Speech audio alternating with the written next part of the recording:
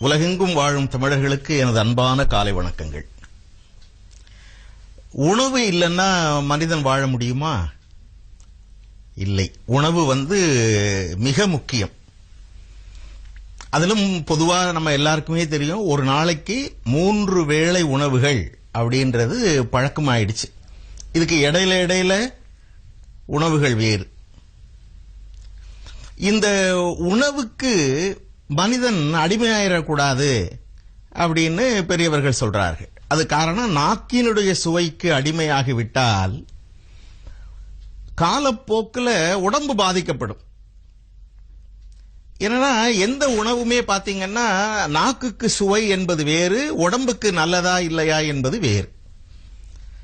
சில உணவுகள் நாக்குக்கு ரொம்ப சுவையா இருக்கும், நீங்க இன்னும் 2, 3, 4 சாப்பிடலாம் போல இருந்துகிட்டே இருக்கும், ஆனா சாப்பிட்டா வயிறு கெட்டு போயிடும்.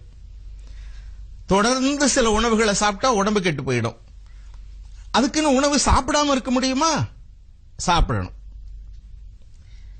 உணவு உண்ணுதல் என்பது ஒரு அடிப்படை தேவையாக மனிதனுக்கு இருக்கிறது. துறவிகள் இருக்காங்க பாருங்க, முனிவர்கள், துறவிகள், துறந்தவர்கள் உணவை கட்டுப்படுத்துகிறார்கள்.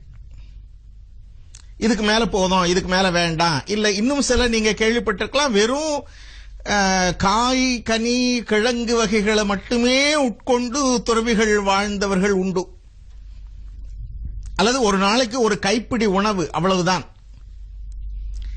துறந்தவர்கள், இந்த உண்மையான துறவிகள் அப்படின்னு பார்த்தோம்னா, சுவாமி விவேகானந்தர் ஒரு தன்னுடைய காவி உடைக்கு விளக்கம் சொன்னார்.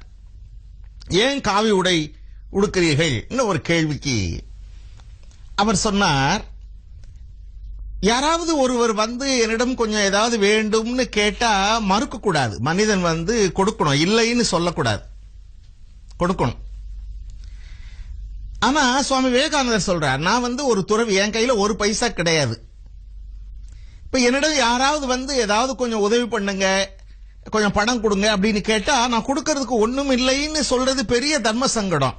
இப்ப நான் காவி உடையில இருந்தா என்ன பொருள்னா, என் கையில் உண்பதற்கோ கொடுப்பதற்கோ அல்லது பணமோ பொருளோ உணவோ எதுவுமே கிடையாது என்பதை வெளிக்காட்டுகிற உடைதான் இந்த காவி உடை அப்படின்னா.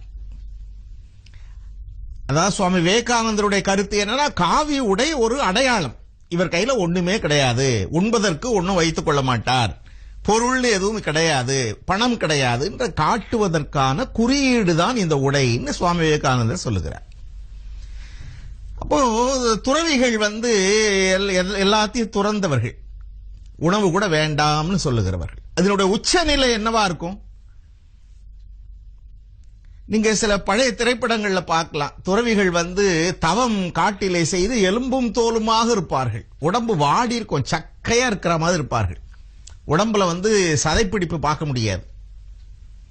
இந்த உச்சக்கட்டத்தை தமிழ்நாட்டில் சென்னையில் வாழ்ந்த ஒரு பெருமகன் பட்டினத்தார்னு ஒரு துறவி. அவர் ரொம்ப அருமையா ஒரு துறவியோட மனநிலை என்னவா இருக்கும் அப்படின்றத சொல்றார்.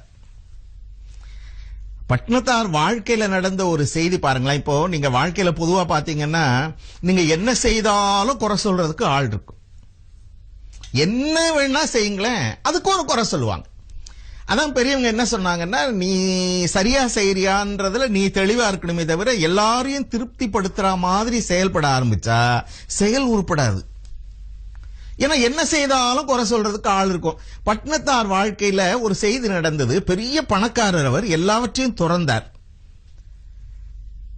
பணத்தை துறந்தார், உடையை துறந்தார், உணவை துறந்தார். இடுப்புல ஒரு சின்ன ஆடையை மட்டும் கட்டிக்கொண்டு நடந்து வருகிறார் திருவொற்றியூரை நோக்கி.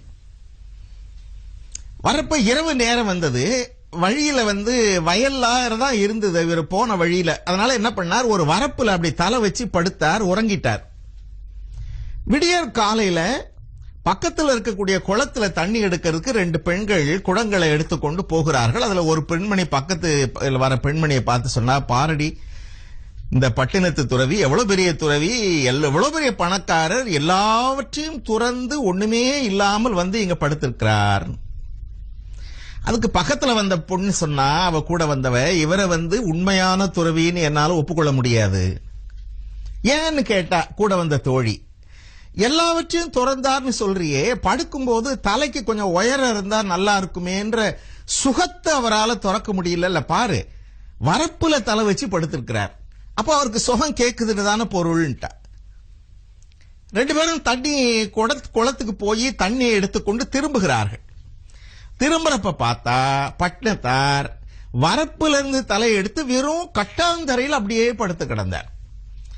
இப்ப அந்த பெண்கள்ல முதல்ல இவர் எவ்வளவு பெரிய துறவின்னு சொன்ன பெண்ணு பக்கத்துல வந்த தோழியை பார்த்து சொன்னா, பாரு எவ்வளவு பெரிய துறவி, நீ சொன்னது காதுல விழுந்துருச்சு போல இருக்கு. அவர் வரப்பு தலை இருக்கக்கூடிய சுகம் கூட வேண்டாம்னு ஒதுங்கி கீழே படுக்கிறார், எவ்வளவு பெரிய துறவி. பக்கத்துல வந்தவர் சொன்னா, எனக்கு இப்பதான் இவர் மேல ரொம்ப சந்தேகமா இருக்கு, இவர் துறவியான்னு. ஏன்னு கேட்டா தோழி, ஆமா ஒண்ணுமே இல்லைன்னா எந்த நேரம் எல்லாவற்றையும் துறந்தவர் எந்த நேரமும் கடவுளை சிந்திச்சிட்டு இருக்கிறத விட்டுட்டு தண்ணி எடுக்க போற பொண்ணுங்க பேசுறத ஒட்டு கேட்டுக்கிட்டு படுத்திருக்கிறாரு, இவர் என்ன துறவின்னாலாம். இத பட்டினத்தார் வாழ்க்கையில என்ன சொல்லுவாங்க, நீங்க என்ன செய்தாலும் உங்களுக்கு விமர்சனம் வரும், நம்ம சரியா இருக்கிறோமான்றதுதான். பட்டினத்தார் உண்மையான துறவி. உணவை துறந்தார், உடையை துறந்தார், கையில் இருக்க பொருளை துறந்தார். ஒரு இடத்துல அவங்க வீடு வீடா போய் எடுப்பாங்க பாருங்க, பிட்சை எடுக்கிறப்போ ஒரு இடத்துல அவரை லேசா அவமானப்படுத்தினதா உணர்ந்தார். உணவு கேட்க போன இடத்துல அவரை லேசா அவமானப்படுத்தினதா உணர்ந்தவர் ஒரு இடத்துல உட்கார்ந்துட்டார். உட்கார்ந்துட்டு அவர் ஒரு பாட்டு எழுதுறார்.